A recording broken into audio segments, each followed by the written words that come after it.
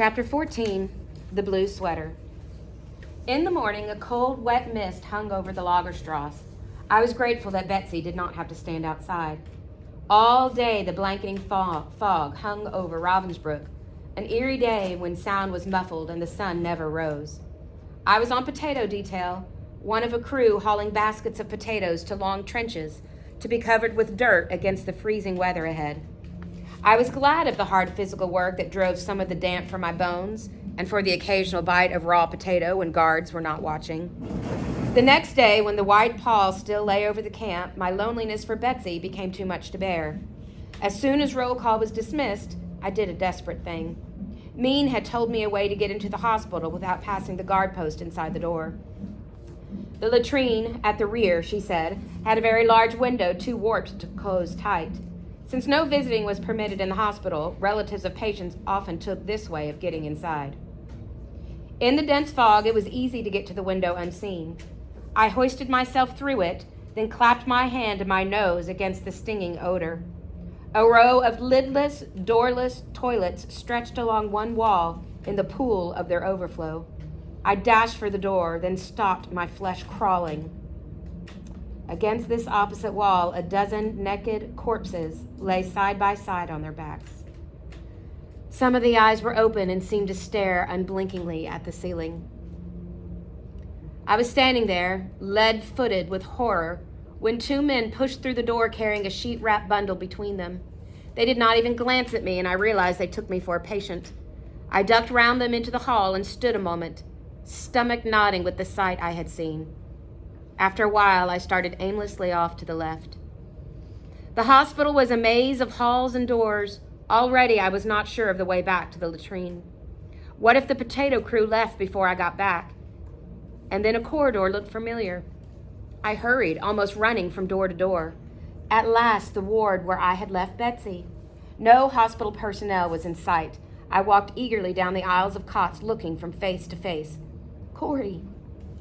Betsy was sitting up on a cot near the window. She looked stronger, eyes bright, a touch of color in her sunken cheeks. No nurse or doctor had seen her yet, she said, but the chance to lie still and stay indoors had already made a difference. 3 days afterward, Betsy returned to Barracks 28. She still had received no examination or medicine or any kind, and her forehead felt feverish to my touch. But the joy of having her back outweighed my anxiety. Best of all, as a result of her hospitalization, she was given a permanent assignment to the knitting brigade, the women we had seen the very first day seated about the tables in the center room. This work was reserved for the weakest prisoners, and now overflowed into the dormitories as well. Those working in the sleeping rooms received far less supervision than those at the tables, and Betsy found herself with most of the day in which to minister to those around her. She was a lightning knitter who completed her quota of socks long before noon. She kept our Bible with her and spent hours each day reading aloud from it, moving from platform to platform. One evening, I got back to the barracks late from a wood gathering foray outside the walls. A light snow lay on the ground, and it was hard to find the sticks and twigs with which a small stove was kept going in each room. Betsy was waiting for me, as always, so that we could wait through the food line together. Her eyes were twinkling. "You're looking extraordinary pleased with yourself," I told her. "You know, we've never understood why we had so much freedom in the big room," she said. "Well, I've found out." That afternoon, she said, there'd been confusion in her knitting group about sock sizes, and they'd asked the supervisor to come and settle it. But she wouldn't. She wouldn't step through the door, and neither would the guards. And you know why? Betsy could not keep the triumph from her voice. Because of the fleas. That's what she said. That place is crawling with fleas. My mind rushed back to our first hour in this place. I remembered Betsy's bowed head, remembered her thanks to God for creatures I could see no use for. Though Betsy was now spared heavy outdoor labor, she still had to stand the twice daily roll call. As December temperatures fell, they became true endurance tests, and many did not survive. One dark morning, when ice was forming a halo around each street lamp, a feeble-minded girl 2 rows ahead of us suddenly soiled herself. A guard rushed at her, swinging her thick leather crop, while the girl shrieked in pain and terror. It was always more terrible when one of these innocent ones was beaten. Still, the offshoreman continued to whip her. It was the guard we had nicknamed the Snake because of the shiny dress she wore. I could see it now beneath her long wool cape, glittering in the light of the lamp as she raised her arm. I was grateful when the screaming girl at last lay still on the cinder street. "Betsy," I whispered when the Snake was far enough away. "What can we do for these people? Afterward, I mean. Can't we make a home for them and care for them and love them? Corey, I pray every day that we will be allowed to do this, to show them that love is greater." It wasn't until I was gathering twigs later in the morning that I realized that I had been thinking of the feeble-minded and Betsy of their persecutors. Several days later, my entire work crew was ordered to the hospital for medical inspection. I dropped my dress onto the pile just inside the door and joined the file of naked women. Ahead of us, to my surprise, a doctor was using a stethoscope with all the deliberateness of a real examination. "What is this for?" I whispered to the woman ahead of me. "Transport inspection," she hissed back, not moving her head. "Munitions work." "Transport? But they couldn't. They mustn't send me away. Dear God, don't let them take me away from Betsy." But to my terror, I passed one station after another. Heart, lungs, scalp, throat, and I still was in line. Many were pulled out along the way, but those who remained looked hardly stronger. Swollen stomachs, hollow chests, spindly legs. How desperate for manpower Germany must be. I halted before a woman in a soiled white coat. She turned me around to face a chart on the wall, her hand cold on my bare shoulder. "Read the lowest line you can." I can't read any of them. Lord, forgive me. "Just that top letter, that big E." The top letter was an F. The woman seemed to see me for the first time. "You can see better than that. Do you want to be rejected?"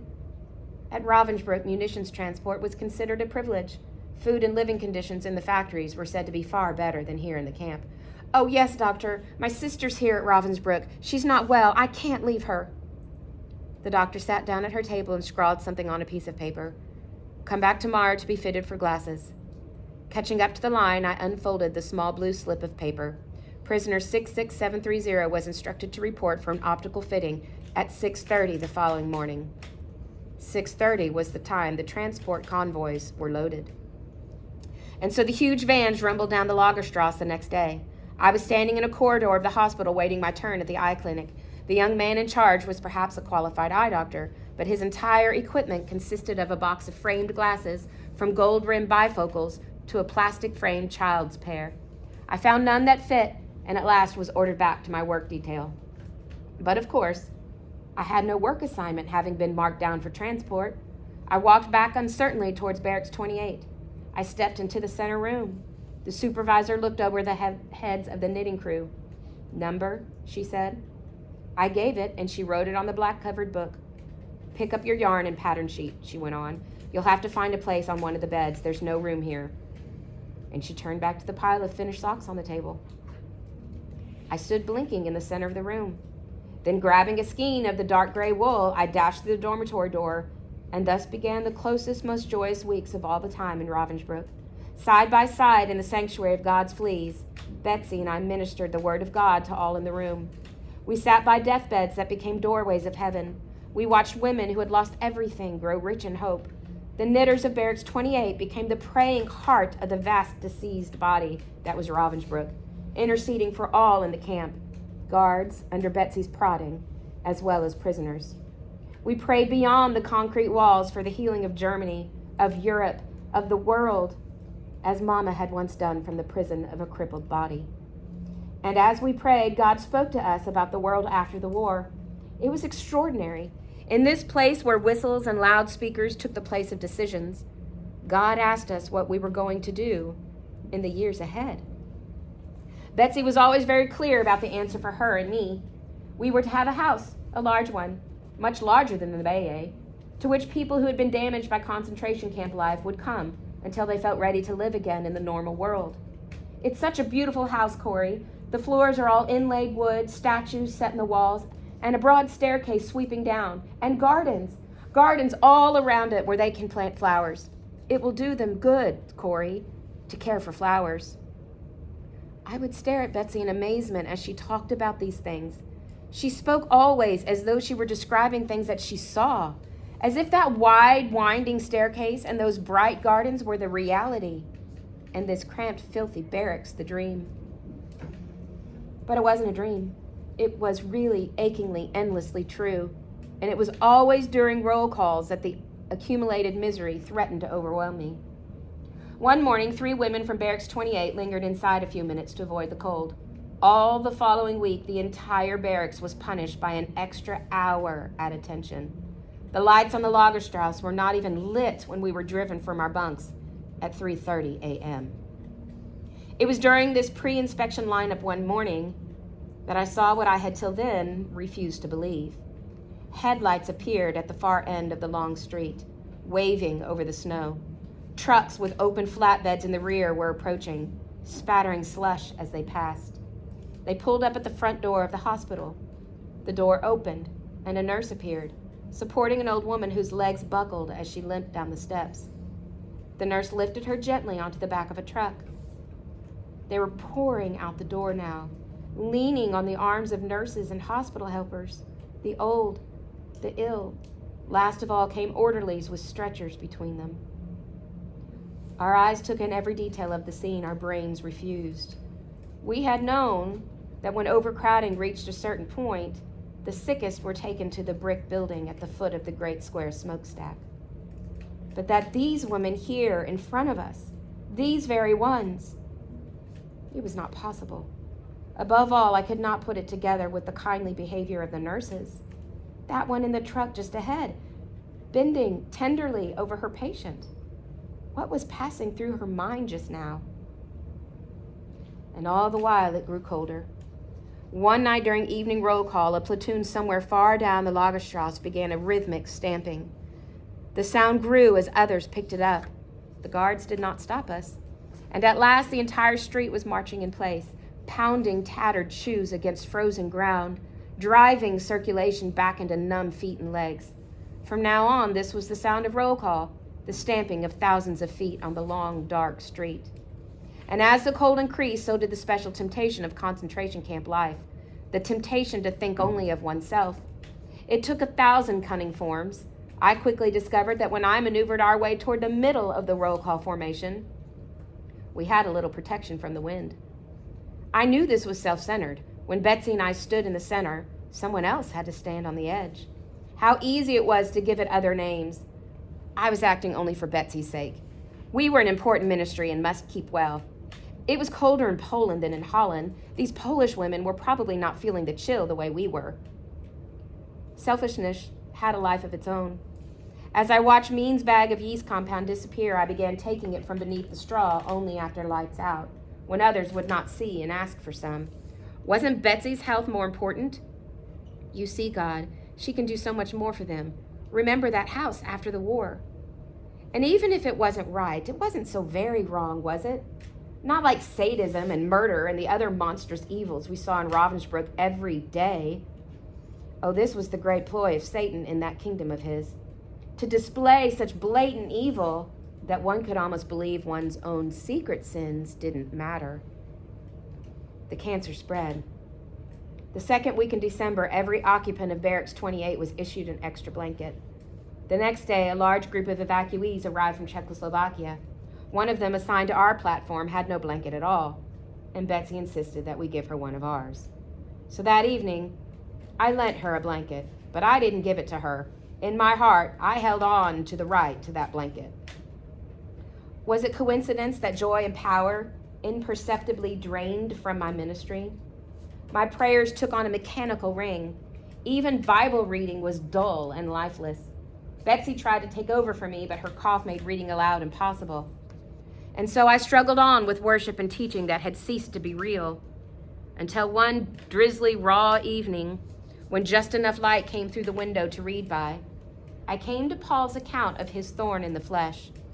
3 times, he said, he had begged God to take away his weakness, whatever it was, and each time God said, "Rely on me." At last, Paul concluded. The words seemed to leap from the page, that his very weakness was something to give thanks for. because now Paul knew that none of the wonders and miracles that followed his ministry could be due to his own virtues. It was all Christ's strength, never Paul's. And there it was. The truth blazed like sunlight in the shadows of Barracks 28. The real sin I had been committing was not that of inching toward the center of a platoon because I was cold. The real sin lay in thinking that any power to help and transform came from me. Of course, it was not my wholeness, but Christ that made the difference. The short winter day was fading. I could no longer separate the words on the page, and so I closed the Bible to that group of women clustering close.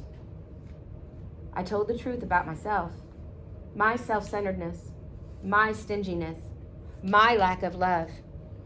That night, real joy returned to my worship. Each roll call, the wind seemed sharper. Whenever she could, Mean smuggled newspapers from the staff room at the hospital, which we placed inside our clothes.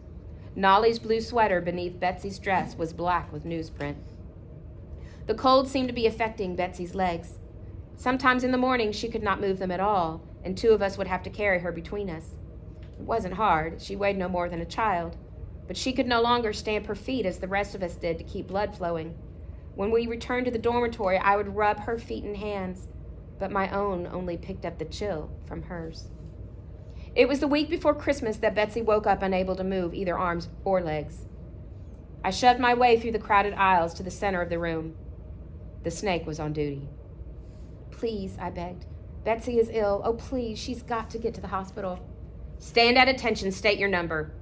Prisoner 66730 reporting. Please, my sister is sick. All prisoners must report for the count. If she's sick, she can register at sick call. Marieke de Graaf, a Dutch woman on the tier above ours, helped me form a cradle with our arms and carry Betsy outside. The rhythmic stamping had already begun in the Lagerstrasse. We carried her to the hospital, then stopped. In the light of the street lamps, the sick call line stretched to the edge of the building and out of sight around the corner. In the sooty snow alongside, 3 bodies lay where they had fallen. Without a word, Marieke and I turned and carried our load back to the Lagerstrasse. After roll call, we got her back into bed. Her speech was slow and slurred, but she was trying to say something. A camp, Corey. A concentration camp. But we're in charge. I had to bend very close to hear. The camp was in Germany. It was no longer a prison, but a home where people who had been warped by this philosophy of hate and force could come to learn another way. There were no walls, no barbed wire, and the barracks had window boxes. It will be so good for them, watching things grow. People can learn to love from flowers. I knew by now which people she meant. The German people. I thought of the snake standing in the barracks door that morning. State your number. All prisoners must report for the count.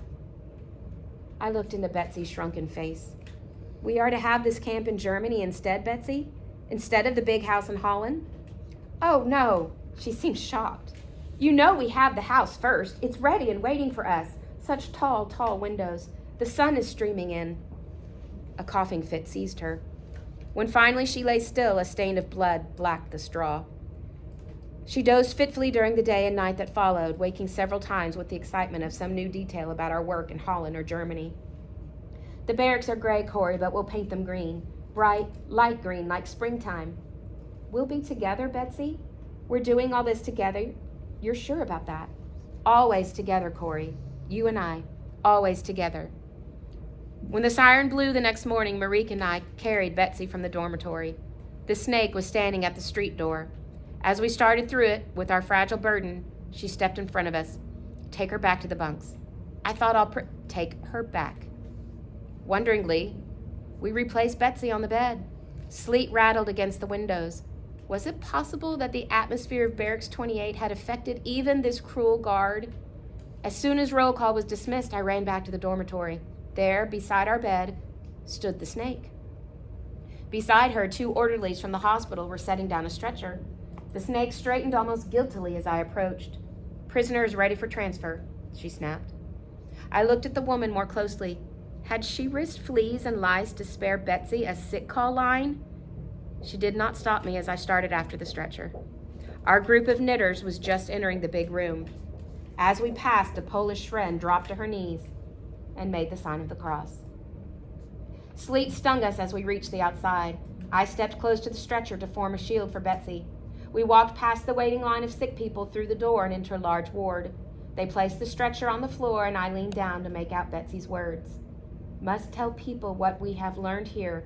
We must tell them that there's no pit so deep that he is not deeper still. They will listen to us, Corey, because we have been here. I stared at her wasted form. But when will all this happen, Betsy? Now, right away. Oh, very soon. By the first of the year, Corey, we will be out of prison. A nurse had caught sight of me. I backed to the door of the room and watched as they placed Betsy on a narrow cot close to the window. I ran around to the outside of the building. At last, Betsy caught sight of me. We exchanged smiles and soundless words until one of the camp police shouted at me to move along. About noontime, I put down my knitting and went out to the center room. Prisoner 66730 reporting. Request permission to visit the hospital. I stood ramrod straight. The snake glanced up and scrawled out a pass. Outside, it was still sleeting. I reached the door of the ward, but the horrible nurse would not let me enter, even with my pass. So I went again to the window next to Betsy's cot. I waited until the nurse left the room, then tapped gently. Betsy's eyes opened. Slowly, she turned her head. Are you all right? I formed with my lips. She nodded. You must get good rest, I went on. She moved her lips in reply, but I could not follow. She formed the words again. I bent my head to one side, level with hers. The blue lips opened once again. So much work to do. The snake was off duty during the afternoon and evening, and though I asked the other guards repeatedly, I did not again get permission to leave. The minute roll call was dismissed the following morning, I headed for the hospital, permission or not. I reached the window and cut my eyes to peer in. A nurse was standing directly between me and Betsy. I ducked out of sight, waited a minute, then looked again. A second nurse had joined the first, both now standing where I wanted to see. They stepped to the head and foot of the bed. I gazed curiously at what lay on the bed. It was a carving, an old yellowed ivory. There was no clothing on the figure. I could see each ivory rib and the outline of the teeth through the parchment cheeks. It took me a moment to realize it was Betsy. The nurses had each seized 2 corners of the sheet. They lifted it between them and carried the bundle from the room before my heart had started to beat again in my chest. Betsy. But she had too much work to do. She could not. Where were they taking her? Where had they gone? I turned from the window and began running along the side of the building, chest hurting me as I breathed. Then I remembered the washroom. That window at the rear, that was where. My feet carried me mechanically around to the back of the building. And there, with my hand on the windowsill, I stopped. Suppose she was there. Suppose they had laid Betsy on that floor. I started walking again. I walked for a long time, still with that pain in my chest. And each time my feet took me back to the washroom window. I would not go in. I would not look. Betsy could not be there. I walked some more. Strangely enough, although I passed several camp police, no one stopped or questioned me. Corey. I turned around to see Mean running after me. Corey, I've looked for you everywhere. Oh, Corey, come see. Look. She seized my arm and drew me toward the back of the hospital. When I saw where she was headed, I wrenched my arm free. I know, Mean. I know already. She didn't seem to hear. She seized me again, led me to the washroom window, and pushed me in ahead of her. In the reeking room stood a nurse. I drew back in alarm, but Mean was behind me. This is the sister, Mean said to the nurse. I turned my head to the side. I would not look at the bodies that lined the far wall. Mean put an arm around my shoulder and drew me across the room till we were standing above that heart-breaking row. Corey, do you see her? I raised my eyes to Betsy's face. Lord Jesus, what have you done? Oh Lord, what are you saying? What are you giving me? For there lay Betsy, her eyes closed as if in sleep, her face full and young. The care lines, the grief lines, the deep hollows of hunger and disease were simply gone. In front of me was the Betsy of Harlem, happy and at peace, stronger, freer. This was the Betsy of heaven, bursting with joy and health. Even her hair was graciously in place, as if an angel had ministered to her. At last I turned wonderingly to Mean. The nurse went silently to the door and opened it for us herself. "You can leave through the hall," she said softly. I looked once more at the radiant face of my sister. Then Mean and I left the room altogether. A pile of clothes was heaped outside in the hallway. On top lay Nolly's blue sweater. I stooped to pick it up. The sweater was threadbare and stained with newsprint, but it was a tangible link to Betsy. Mean seized my arm. "Don't touch those things, black lice, they'll all be burned." And so I left behind that last physical tie. It was just as well. It was better. Now what tied me to Betsy was the hope of heaven.